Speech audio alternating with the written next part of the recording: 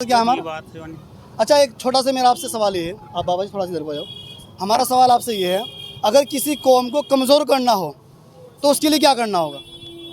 सवाल थोड़ा डिफ़िकल्ट है, समझने वाला, सुनने वाला और दिमाग को हिला देगा। मेरा सवाल ये है, अगर किसी कौम को कमज़ोर करना हो, तोड़ना हो तो उसके लिए क्या करना होगा? जबकि मेरा सवाल तोड़ने के लिए नहीं है, मेरा सवाल मोहब्बत के साथ, अक़ीदत के साथ आवाम को जोड़ना है। तो सवाल हमारा क्या है भाई? अपने दीन को पक्का करो। क्या करें आप बताइए। सबसे पहले जिस कौम को कमज़ोर करना हो उसकी तहजीब छीन ली जाए, उसका मज़हब को जो मज़हब बताता है उसकी तहजीब को छीन ली जाए और उसके रोज़गार को छीन लिया जाए, तो वो कमज़ोर अपने आप हो जाएगी। सही, किसी हद तक सही है। थोड़ा मैं समझाता हूँ आपको क्या मसला है।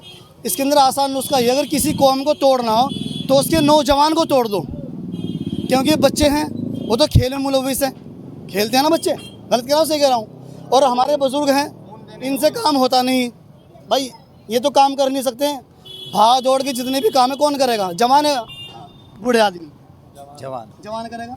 तो मैं ये कह रहा हूँ, किसी भी कौम को अगर तोड़ना हो तो उस कौम के है ना जवानों को तोड़ लो।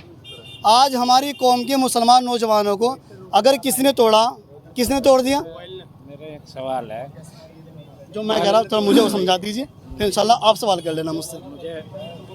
मुझे जो है ये हिंदू मुस्लिम का सवाल का जवाब दिया जाए और ईदगाह में नमाज हुई, ईदगाह में नमाज हुई। मैं कुछ और समझना चाह रहा हूँ, क्योंकि हम न्यूज़ वाले नहीं हैं, न्यूज़ का मैटर अलग रहता है।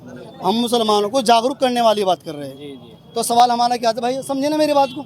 अगर किसी कौम को तोड़ना हो तो उसके नौजवान को तोड़ लो।